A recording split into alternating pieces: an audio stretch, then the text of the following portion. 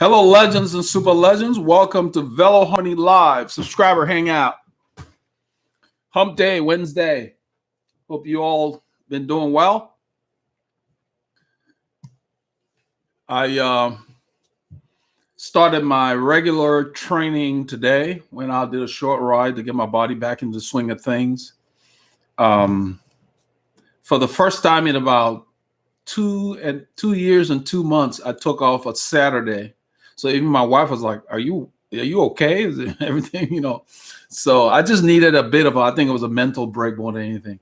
Anthony, welcome. How you doing? How's that fit going, man? Anthony came in for a fit. I mentioned that on one of the group rides that I did, the narration.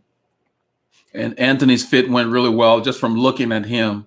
He just the standard classic road position, back and low. So we got him very aero and very comfortable on his bike. There wasn't major changes, but there were significant changes to get him comfortable. He uses like the old style saddle, standard, almost like the Concord. I think it was like a turbo saddle that we got him on. So 2 hours on roller is pouring here in Austin. Yeah, I heard it's flooding in Dallas. We've got a kind of a gray day here with spotted showers, but nothing heavy in our area. Anyway, it could be more in the city. But yeah, supposedly it's raining heavily in Dallas, but rain's in there. Hey, Jamal. Welcome. Farmer 2702. Good afternoon to you.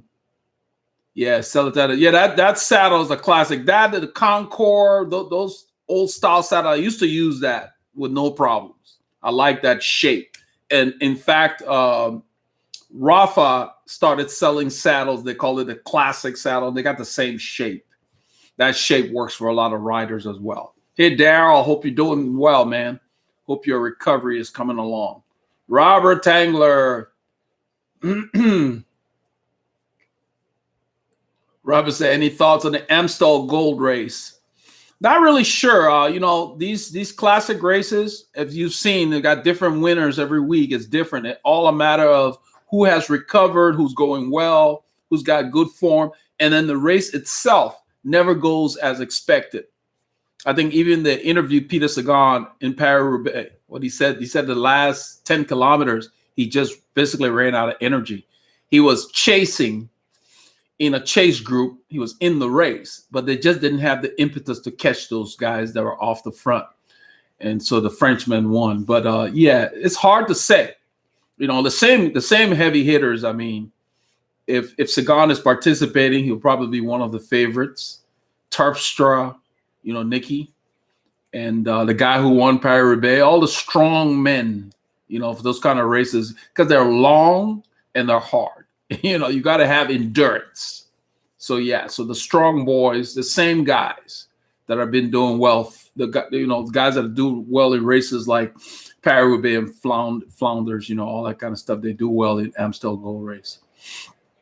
Sashi, how you doing?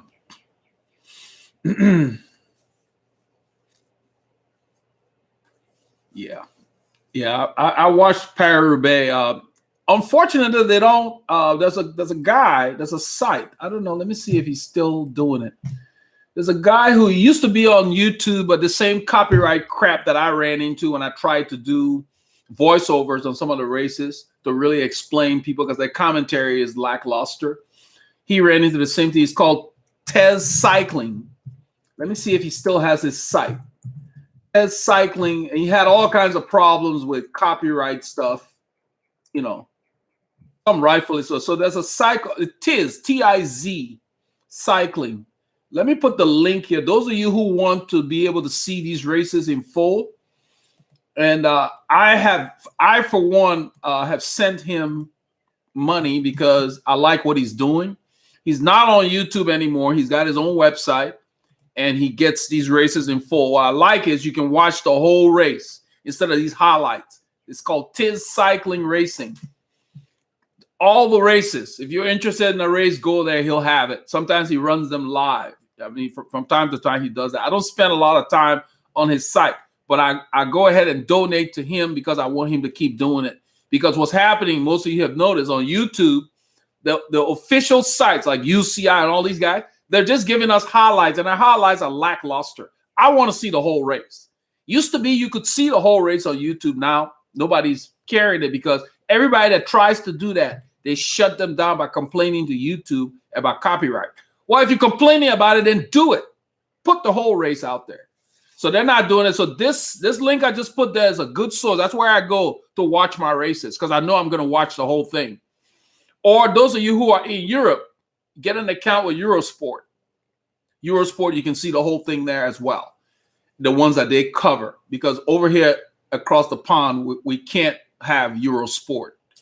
They're not allowed to broadcast here because of NBC. They want to keep all the money for the few races that do carry.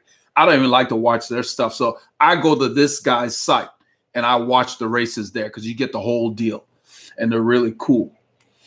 I've still been trying to reach out to some of the people that own the rights so I can do some of these voiceovers, but I have not gotten the responses yet. So hopefully at some point I will. If they allow me to, I will. But that's a good place to get your fix on European road racing at the pro level. He does a good job making sure they're out there. All right, let's see. Chris Barron. Hi, Eldred. Got a preview of the Rapha Nelsonville's collection a couple of days. Looks awesome. I think you'd like it. I saw that it was coming out. I haven't really looked at it in detail. I know they had it on there. They've got this cool thing that they're doing on the Rapha side where they have like coming soon. So they let you know what they're rolling out. And that's kind of cool. So yeah, I see it on there. It looks cool. It's like green and yellow. It says April 25th. Available now for Rapha Cycling Club members. That's something they've been doing lately where they will roll stuff out only for the RCC people first, and then they roll it out. There aren't that many RCC people, so I don't really worry about it. They want to make money, they're going to sell it to the rest of us because we're the ones keeping the lights on. It looks good, like red and green. And the guy's wearing what they have on there. He's got black gloves with like old school gloves with yellow outline on it. I'm not sure what fabric they're using. Let's see here. Then they got Paul Smith coming in May. But that one will be available exclusively to RCC club members. That won't be a reason why I will join the RCC because they're making exclusive stuff for the club. That's not enough for me. As I've said before, I think the RCC is a good club for those who are near where they've got a club in your area, or you're going to do races that RCC shows up at because they have a lot of nice features and things that they do. You know, they get you like special access, and then they have like a tent for RCC members. So if you're going to do events that the RCC's at, I think it's a good investment to be a member. They don't do anything where I live, so I would just be throwing money at them for nothing.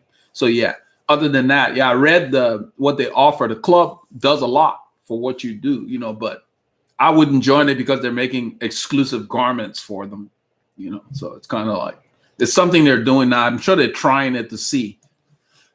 There's not enough RCC members to keep their lights on, so I wouldn't worry about it. They're saying, and other things they do, they're saying that the classic shoes will be restocked in July. The shoes, supposedly they claim it was the most comfortable shoes in the world. Somebody asked about it here. Paulie Longa, actually, his wife bought him a pair of the classic shoes. And he said that when he wore it, he was blown away by how comfortable they are. Just wearing it in the house, not so much on the bike. So maybe there's something to that. The one that I have an eye on is the black, and they're out of stock on that one. And the only reason I have an eye on it is you guys that have been here long enough. I have a black pair of Giro shoes, completely solid black, that it's literally falling apart. I've been patching the insides, you know, because the fabric on the inside has worn, you know, because I keep up with my shoes. And it's at least 5 years old. It's just the oldest shoe I have. And because it's my favorite, I wear it a lot. Plus, black just goes with a lot of stuff. You guys know that. So that's the only shoe I want to replace. That's the reason I'm eyeing the black, because I have other shoes. So I didn't want any of the other colors. But of course, everybody liked the black because their black was not just black. They had a bit of a tint on it to where from a different angle, you got like a topaz looking color, just really cool how they did it.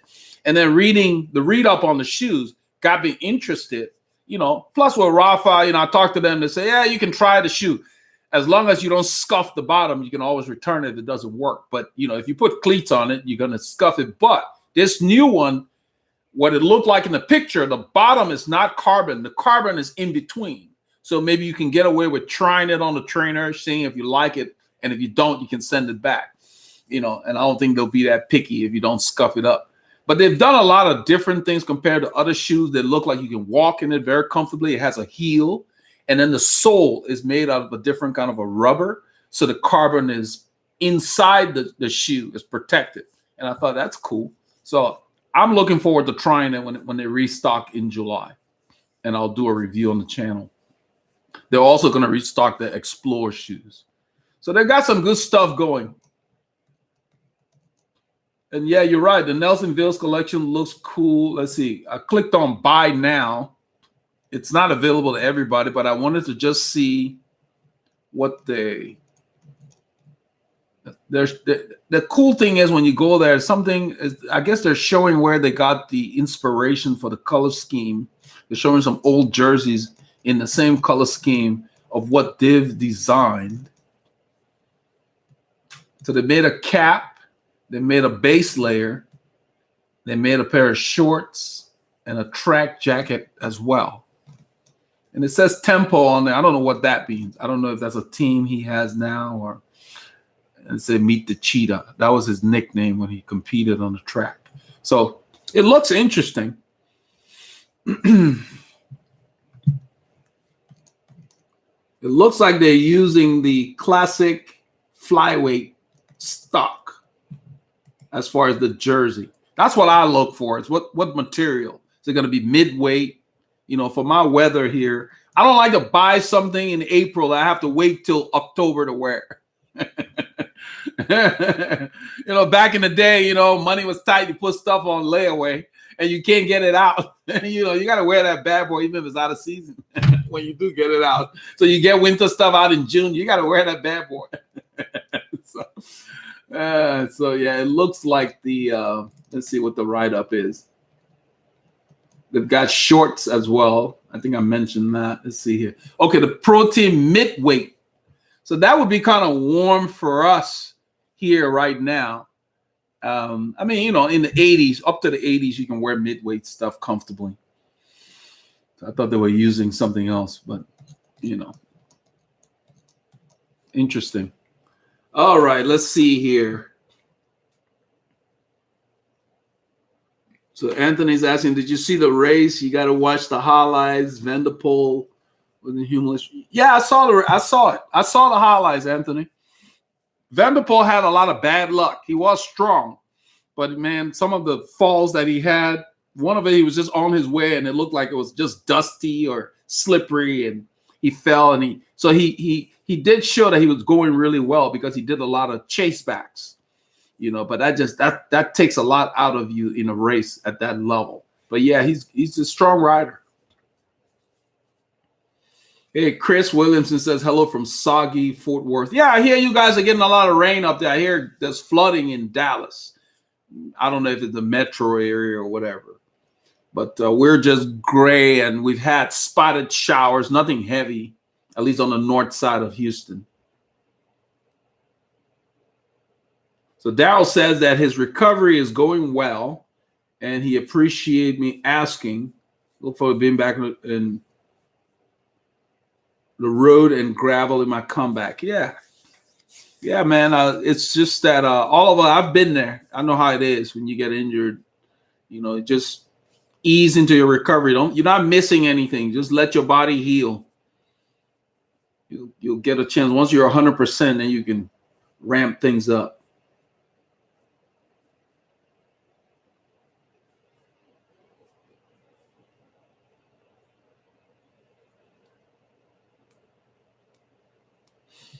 So let's see here. Okay.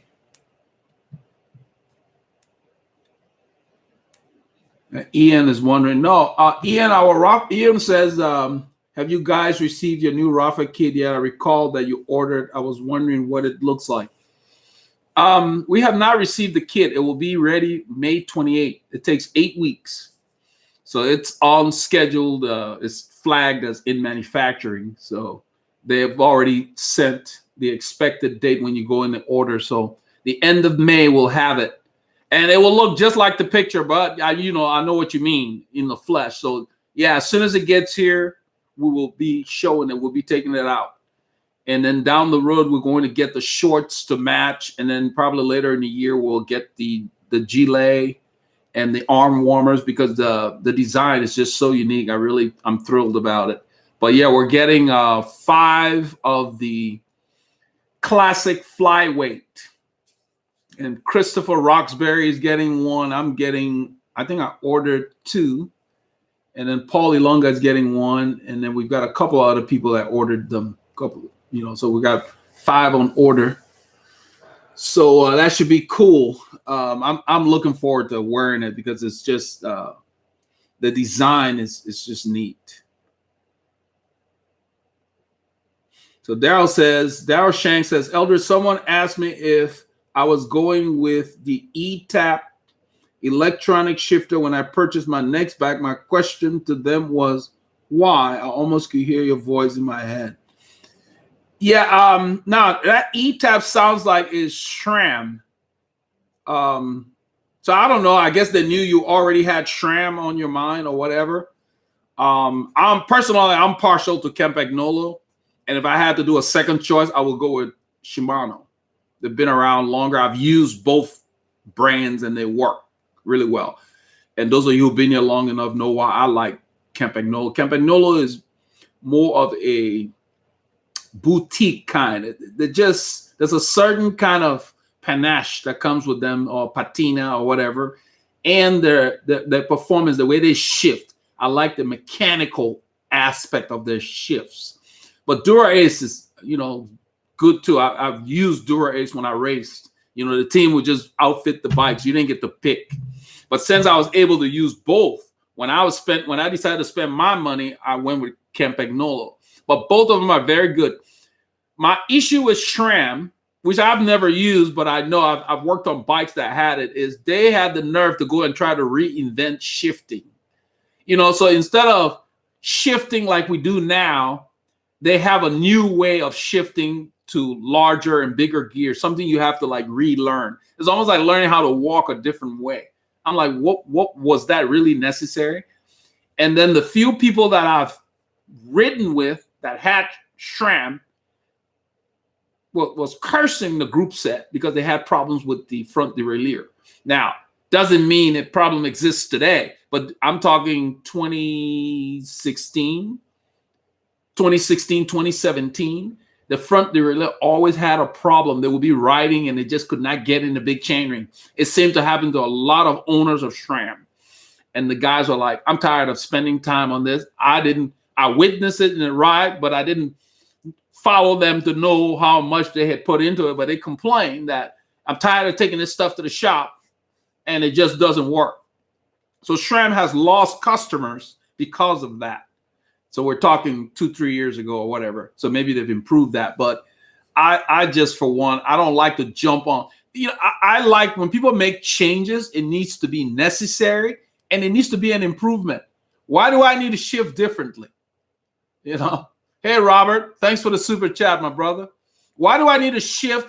So normally when we're shifting, like on Dura Ace, if you're shifting to a larger gear, you tap one lever.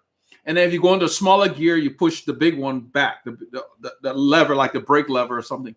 They've changed it to where I think you use the same lever and you tap it a little differently or whatever. Who's got the time to relearn that? Why? Why is that necessary? So that's the first thing that turned me off. And then the history of those guys having problems with it. So I'm not impressed with that. I've seen the expose on their new products, the E-Tap and all of that. And yeah, it's funny you say that. I don't understand why people feel like just because someone comes up with something new, they've got to get that. It's kind of like the latest model to a car. Let's say you've got a Toyota 2018 you know, whatever model you have, like a Tundra or whatever, and it's running fine.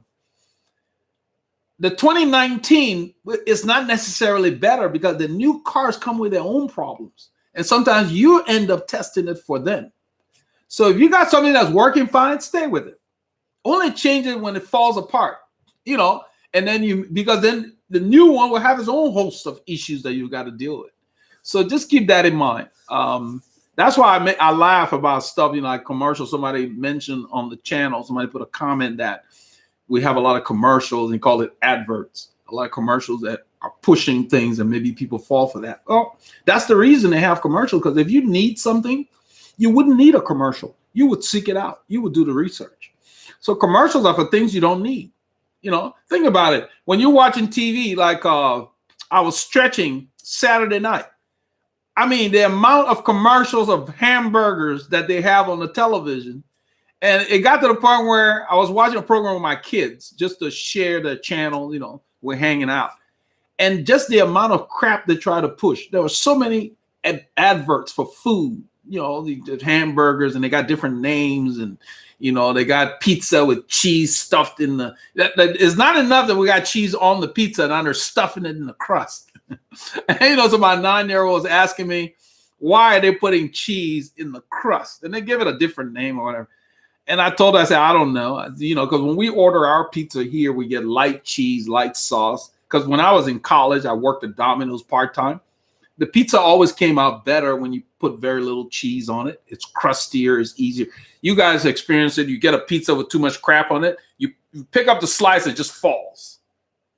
You know, so they're used to what we order. We order light cheese, light sauce, and then whatever toppings we want on there. So when she saw the advert for, I think, extra cheese and then cheese stuffing in the thing, and I told her, I said, that's just too much cheese. You know, you don't need too much of anything. And so I just told her, I said, yeah, they're just trying to get people to try something different, I guess. But just the amount of stuff they push when you're watching the telly, it lets you know. They're just trying to push things, and then before you know it, people are making calls to order food and all of that, you know. And so that's what commercials are for. They're trying to sell you things you don't need, so don't fall for it. So it's funny you mentioned that ETAP stuff. I don't know why they would ask you that, maybe unless you own SRAM already, or you probably never discussed with them that you were going to do that. So yeah, it's funny. But people always do that. When I go on rides, there are certain people like to talk about components and equipment. I move up through the group. I don't like to talk about what I call talking shop during the ride. I just want to ride. You know, good morning, the weather's great, let's ride. I don't want to talk about the latest component out there and all that stuff. That's not why I go out to ride. So I avoid those kind of conversations, because there's always stuff coming out. There's always will be stuff coming out. You really have to do your research before you spend your dollars. You know. Let's see here. So Chris says the shoes are called Black Pearl. Don't know whether to go dancing or cycling. That's funny. Chris Barron is talking about the shoe that I was mentioning that Rapha came out. They look good. If I weren't in the market for black and black shoes, I probably wouldn't even bother. But there are several things that caught my eye. Rapha really does things in a manner where they have a history behind everything they do. And some people think that it's kind of cheesy, you know, like they have films and they do other things. But what I like is that they explain. And I read, you know, input from a professional rider on the EF team who has used the shoes in the early spring classics this year. And he's sold. He's like, you know, they gave me a pair. I tried it. You know, he's a legitimate rider on the team. I don't remember his name. I don't know if they put his name there. But the thing is they said that the lacing, the way they rethought the lacing, and what I liked was they took the carbon and put it between the sole and the insole. So now you got carbon on the inside to transfer the power, but you're not going to be slipping around when you walk. So I thought, that's really cool. And they said that they've been working on it for like 2 years. And then they have write-up on all the riders that tried them. So with that being, you know, something new, I was thinking, why not? Then the price point is right there. $250 thereabout. it's there, it's there. I mean, most of the top shoes are in that range. You guys know. Some of them are even more, like the Giro Pro Lights, like 300. So I was like, okay, that's why they sold out. I mean, those things sold out before I had a chance to even decide if I wanted to try it. When I went there, all the sizes 45s were gone. And now every one of the Black Pearl that he's mentioning, that Chris typed in there, they're gone. So, I mean, they just sold their entire stock. That's why they're saying in July they're going to restock. So they're making more shoes. That's just amazing for a product. But I think they priced it right, and it's got to be good enough to where they sold every single shoe that they make. I mean, there aren't too many manufacturers can say that. Can you imagine all the Ford F-150s selling out? Ford would be thrilled. So they're onto something because they made a shoe that no one else is making in that format, where the carbon is not outside anymore. It's in between.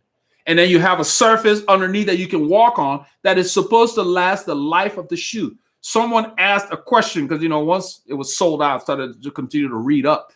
They have their question and answer where a customer asked one of the Rapha salespeople, you can put a question on the product, asked, what's the durability of the soles? And he said, it's designed to last the life of the shoe. So imagine having a cycling shoe, like he said, about going dancing, that looks good, supposedly feels great. I mean, my friend has the solid black and the white strap. That's what his wife bought him as a gift. Paul has one. And he said they felt so comfortable. He stood in them, and he loves his shoes. I haven't seen him ride with them, but he sent me a text. He said, man, I put the shoes on and they're awesome. So there's something to them being the most comfortable shoes in the world, whatever. That marketing guy, whoever he is, he's just, a bit overconfident, I think. But there's something to it. And then I like the way they did the lacing. They say it takes pressure off. So they put enough stuff in there to where you're like, you at least want to try it. So for me, I don't want to spend $250 on a white shoe. I already have a white shoe. And white shoes, they don't wear very well unless they're kind of a material that will resist dirt. Their patina, they get a little cruddy looking over time. So I don't want white shoes with soft leather, and that's what it looks like. And so I was like, black and black will replace my black shoe that's falling apart. That would be perfect. Because even though this black shoe is falling apart, I saved it for rainy rides and, stuff like that. And then I keep my other shoes for drier rides. You have to do that. And you should at least have a couple of pairs of shoes. So if something happens, you can't miss a workout or something. But I use the black one for all the wet rides and so forth, because you don't want all your shoes in the rain, because they do use glue in these shoes. That's the way I look at things. But yeah, but they look good, and supposedly they feel good. And obviously something's working because they're not returning them. Because, I keep looking to see if maybe they'll get a size return. Black Pearl is gone. It's just people bought every size that was available was sold. And that's hard in a product, especially shoes. There's always something. The other colors are still hanging around, the white, for probably the same reason. Like, most cyclists want a shoe that won't look beat up after a short while. Because, we get caught in the rain, all that. So a lot of people don't easily jump on white. It's high maintenance. So yeah, so they've got something going. So those of you who are on the fence, when they come back, you might want to give it a try, because I will be trying the Black Pearl because I like the way the color looks. It's just a nice combination. It looks like from a different angle, you'll see different colors. It's not just black. I like what they did. So we'll see what happens in July when they come back. John Hill, welcome from Muskegon, Michigan.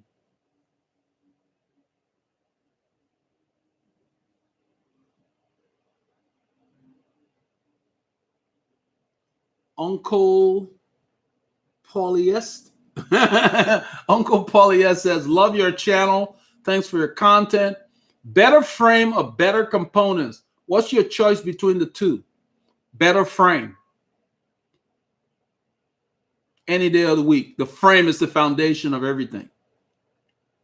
So invest in a great frame because you can always change the components later. You can always upgrade the components later, because I think that if budget is an issue, that's probably what you're looking at. So start with a great frame that fits you. Get a frame sizing done before you spend your money.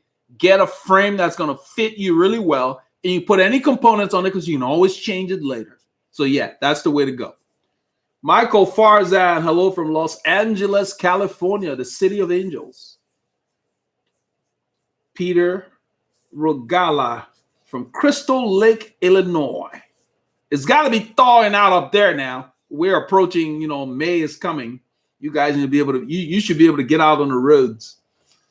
Rodolfo Ramirez, welcome. Super legend. The land down under, Paul Decker. So John Hill says, do you have a tip on doing a grand fondo? This will be my first grand fondo. We've talked about that before, John. I think the biggest thing is make sure you can handle the distance you signed up for. So like any event, about 6 weeks out, you should be able to do that distance on that day of the week that the event will be held on. That way, you're ready. But if it's shorter, if it's a shorter time period, you still got to try to at least do half the distance to get yourself. You need to be ready for it. And then just pace yourself. Stay within yourself. Don't overextend yourself during the event. Find a group that is going at a pace that's good for you, and you ride with them. It's always fun to ride with people than to ride by yourself. That's the whole point of going to a grand fondo. I hear a lot of cyclists will say, oh, I like to ride alone. Well, that's great. If you like to ride alone, that's okay too. But what's the point of signing up for an event so you can ride alone? No, you go to these fondos so you can meet other people, meet other cyclists that you don't normally ride with. That's why I go. You go to meet, say hi to people you don't know, and you get to ride with people who share your passion that you've never met before. I think that's really cool. That's what I use. A social event to where you meet other people. I think that's the way it should be.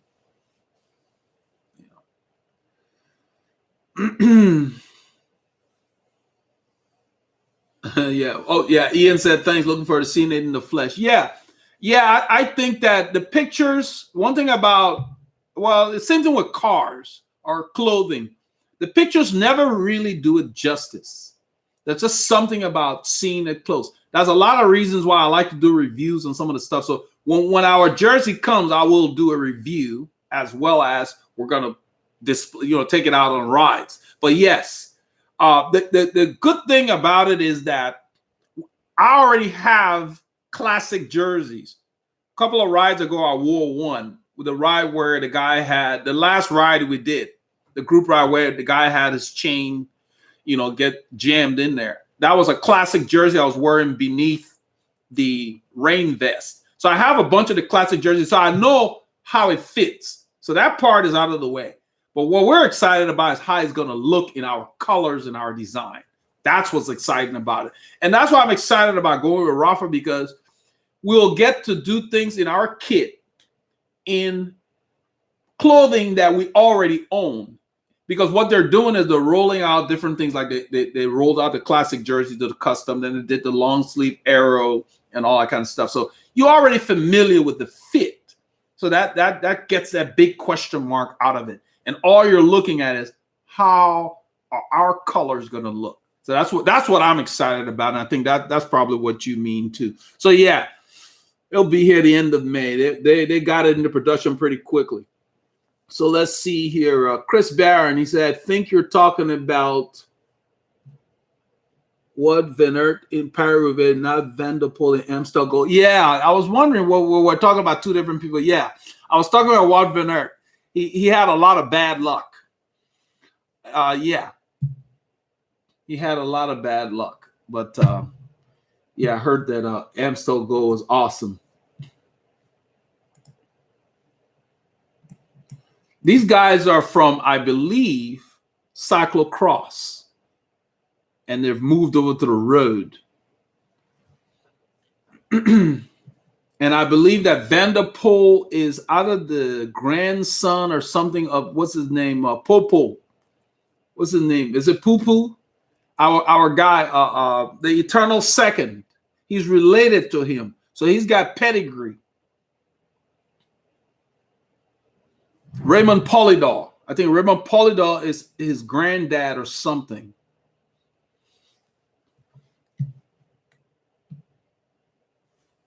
Welcome, Jeffrey.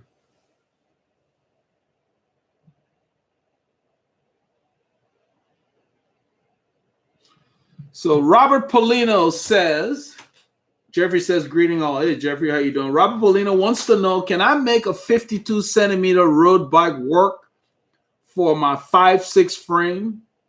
Or should I go a little higher? I already have the bike.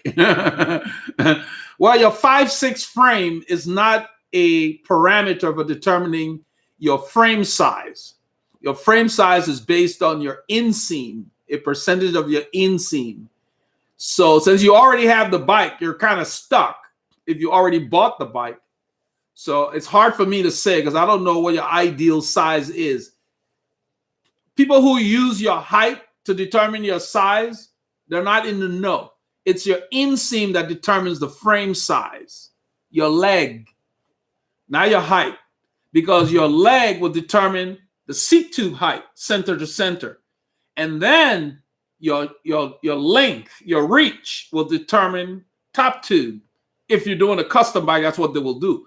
But what a lot of people will say, go and get a bike sizing done so that people can determine what top tube length will work for you. Because if the top tube is, a lot of these manufacturers will make a 52, and then they'll make a 52 centimeter frame center to center. Then they'll do like a 54 top tube. They try to keep it as square as possible. I don't know why.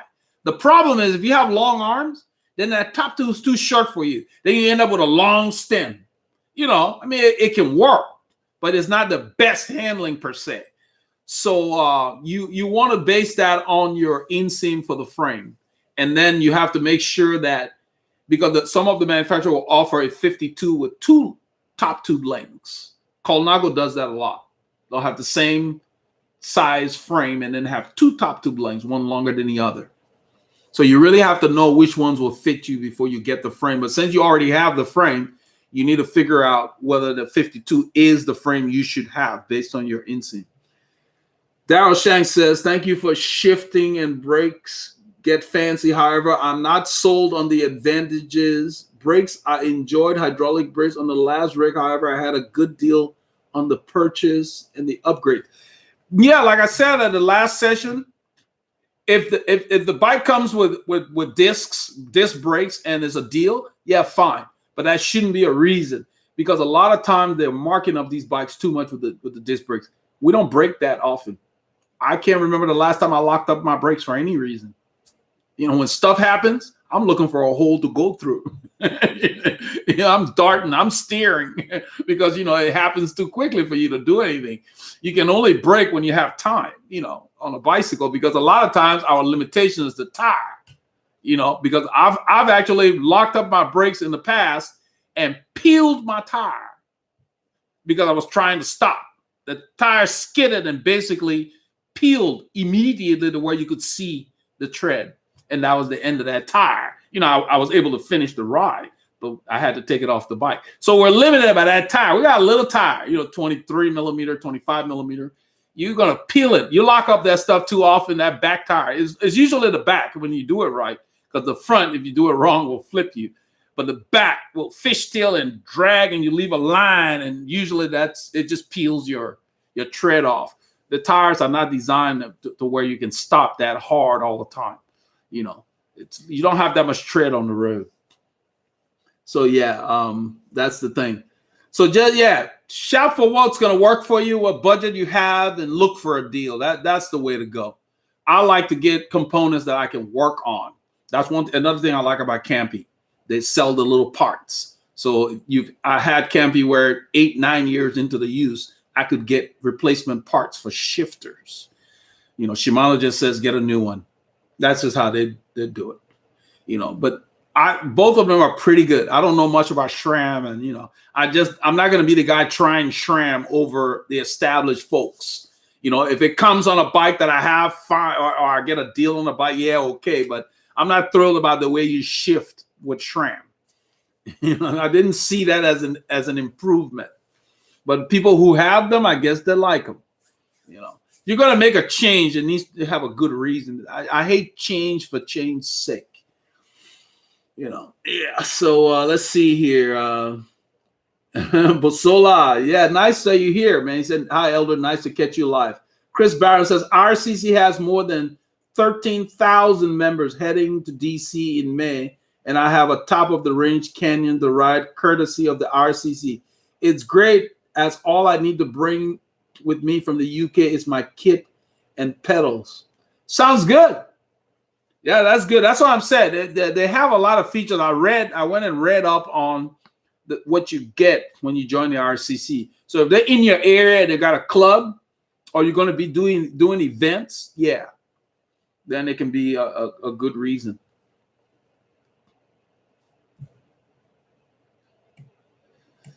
Yeah, what I was saying, Chris, was that 13,000 members are not going to keep Rapha lights on. So there's stuff that they're doing where they'll say they'll make a kit for only RCC. So they got 13,000 members. If I'm a vendor, I want to sell to 13 million people, not 13,000. So, I understand the ones that is, we're going to roll it out to you, RCC first, and then we'll roll out to everybody else. So, yeah, you can only make so much money because you're fixed. You got 13,000, like you said, 13,000 members.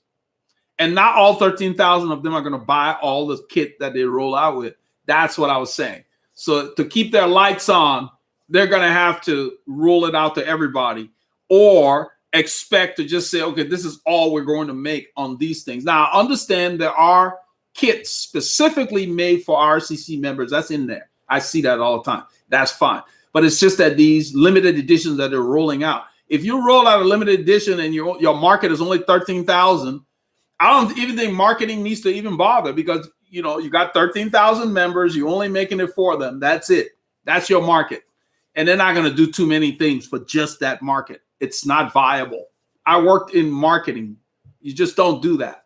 That's why they run commercials. You want a bigger market, because not everybody in RCC is going to buy everything Rapha rolls out for RCC. You know that. So yeah. Okay, let's see. Hey, Noah, welcome.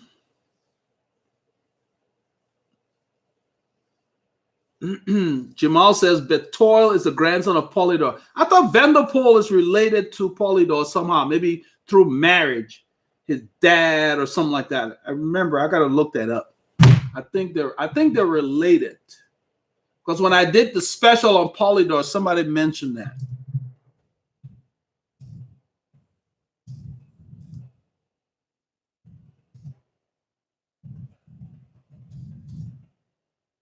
There we go.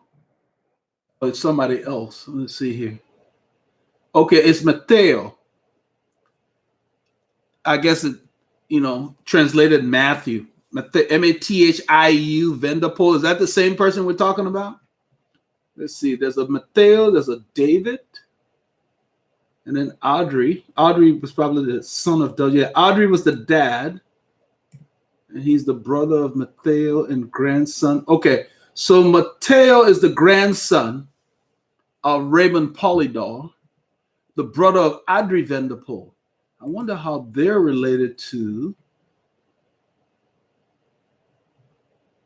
Let's see.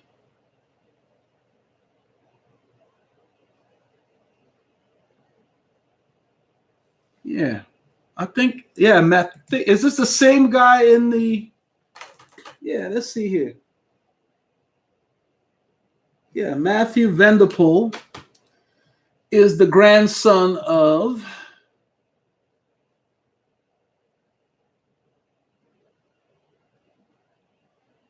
Yeah, so Matthew Mathieu is the grandson of Raymond Polydor.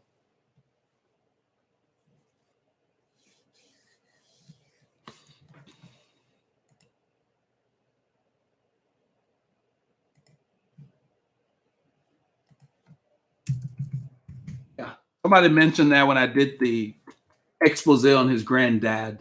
That's how I remembered.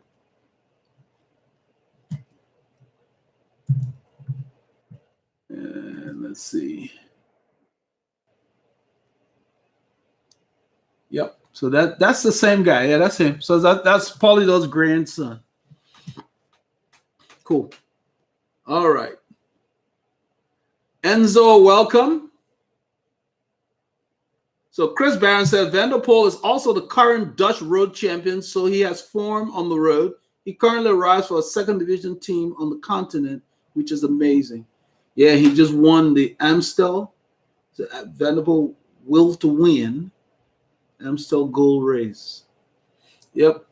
He's definitely got the pedigree because he used to do cyclocross stuff, and I would see that guy just ride away from people, and so that's good that he's coming on the road. He'd probably get a good contract after these kind of results.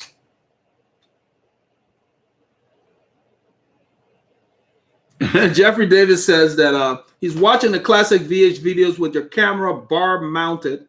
Interesting getting a close-up of your shifting. Yeah, I shift a lot. I don't like to be behind my gears or spinning them profusely and not making progress. I like to feel the gear a little bit. I like to feel that gear somewhat, and I don't like to lug. So I use a lot of my gears. So I always make sure my shifting's on. Whichever bike I'm going to use, doesn't matter.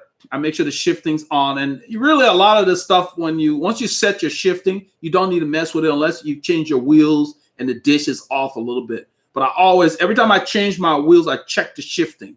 I don't like to wait. When I shift to a harder gear, I wanted to get there right away. I don't like to wait on it.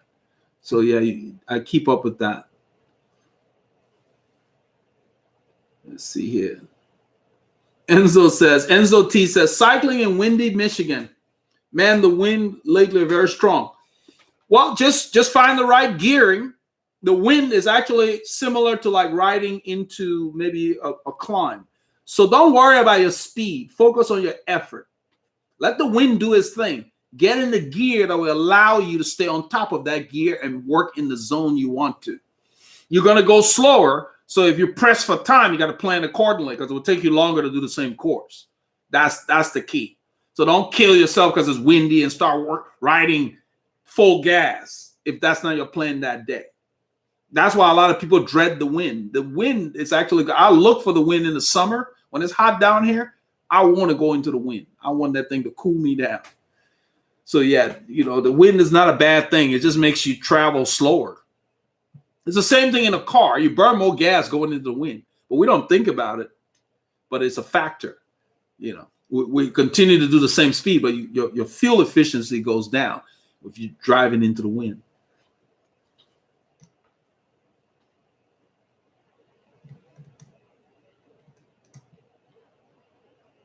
So Chris Barron says, I couldn't afford or justify a new bike, so I got my frame custom painted for about 500 pounds, probably a little over $1,000. It looks stunning, complete with powder-coated decals. Do you think that's a good idea? I mean, it's fine. I mean, every time I see the word justify, I guess you mean justify to yourself because, you probably have a frame that's fine and no reason or maybe no space. Yeah, I don't like the word justify because you know what? We only live once. You don't need to justify anything. If you can afford it, treat yourself. That's why you work. We need to pamper ourselves. So that's okay. But that's fine. In fact, I believe Paul wants to repaint his Cervelo because he does not like the decals. Cervelo put decals all over the bike, and he's not happy with that. So he's thinking about getting it repainted so he doesn't have to have Cervelo on there. Yeah, nothing's wrong with that. I mean, that's fine. Sounds like a great paint job. Yeah, that's fine. Just wakes up the bike and it just gives you a new, maybe you didn't like the other paint scheme or if it was beat up. Yeah, a lot of riders have done that. That's not something new. That's fine. Because if the frame's fine and you like the way it rides, yeah, why? If it fits you. The new frames they're making, they're harder for people to get fitted to them because they're making fewer frames and they're trying to get it to fit different size of people. You got small, medium, large, and some of them have medium and large in one frame. They call it M/L.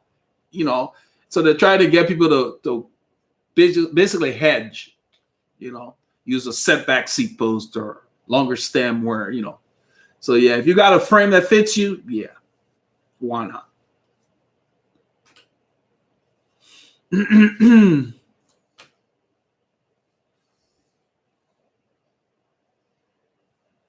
So Enzo says, it's always nice seeing you and listening to your vids. Well, welcome, Enzo. Good to have you here. Bill McCallis from Southern California. Welcome, Bill. Let's see here. Peter Regella, the snow from last week is gone. Yeah, the roads are clear. Get out there. Clear your head. You don't have to kill yourself. Just spin. Just get your body rolling, what I call getting back into the swing of things. I took off, and I think I mentioned at the beginning of the session, since I actually went and looked up the last time I had missed a Saturday ride. I actually made a video on that day. It was February 26, 2017. So that's about 26 months of not missing a Saturday as far as riding a bike. Now, my schedule is such that during the week I have rest days and I have rest periods where during the week I rest during the rest week, but I still do a group ride on the weekend. But I took the day off more because I was pressed for time for me because I had a hectic week, not because of cycling. It was just crazy around here. I was running around with the kids and doing all kinds of stuff. And I just needed some me time. And when I got up to go do the ride, I just felt rushed. I felt like, man, I just need to kick back and take it easy. And it was good that I did because I just got to hang out with the girls during the Easter holiday and just, do nothing, basically just veg out. So that was kind of cool. It was more of a mental thing than physical, but it gave me a chance to just kind of back up and relax a little bit. And then I made that video, so it was kind of cool. But you have to watch that. You have to feel like what I call out the door. If for whatever reason, because I already had things planned. I had the bike ready, everything like I usually do, but I just really didn't want to go out the door to ride. I got up at 5:30 like I always do and had no desire to go ride. And I was like, okay, maybe I should just take. So I sent Paul a text and said, you know what? I'm not riding today. I need a break. So if you're riding, have a good ride, just so he would know.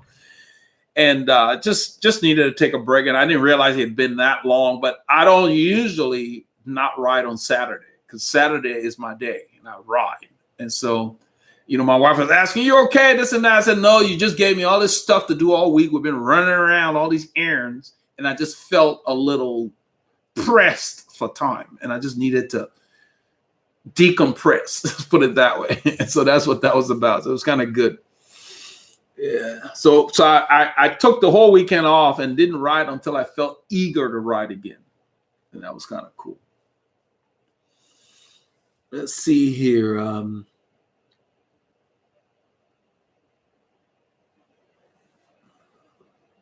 Is there ever a time when cables need to be lubricated? Robert Tangler asked that. Yeah. The older cables, didn't come with Teflon coating on them.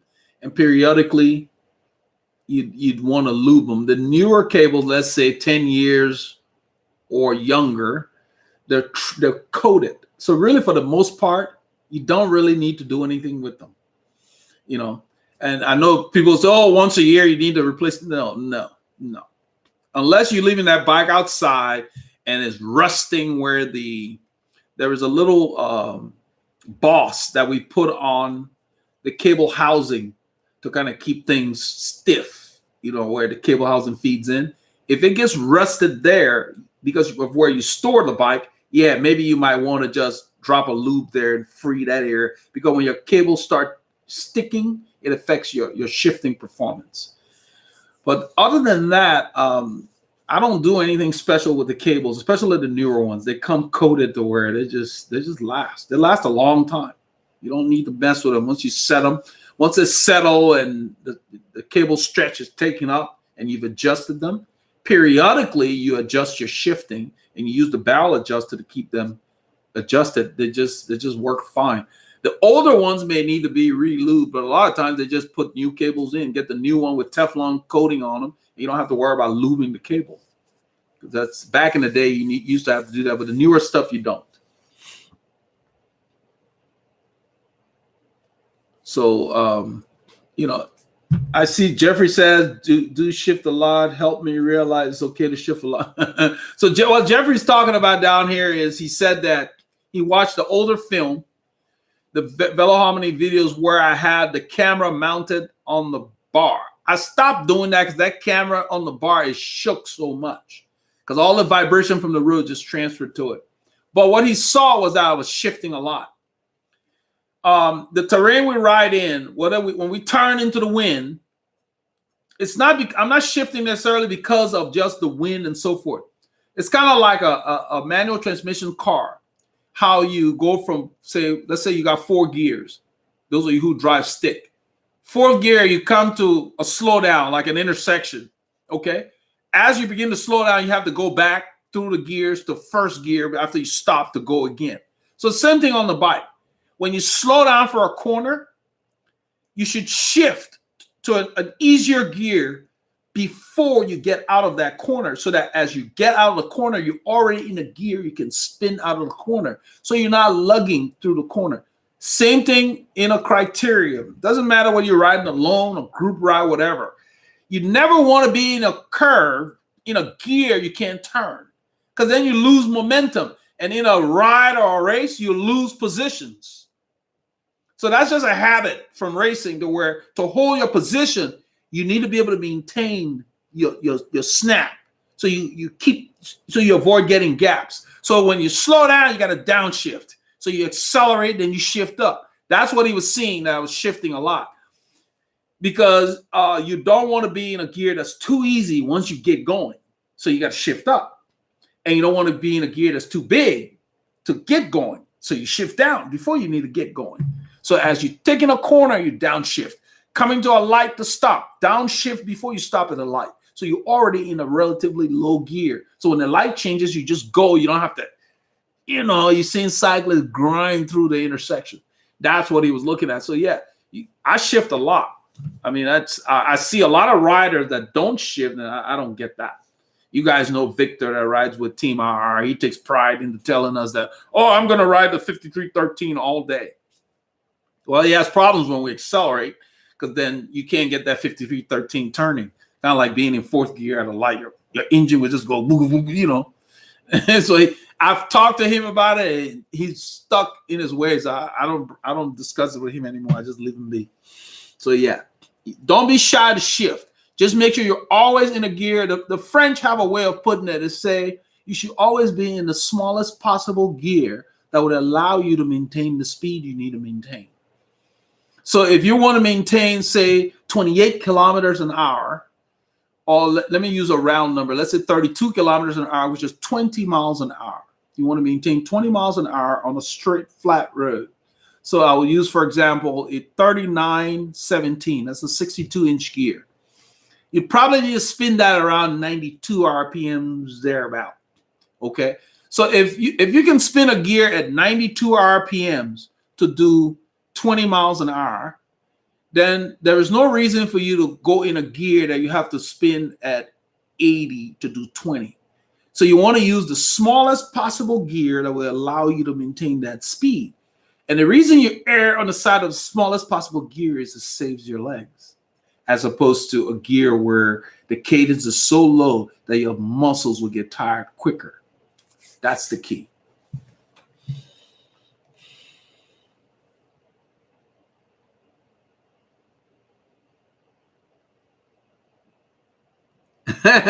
Chris Barron says, we got to mention something about why people like to put the word justify.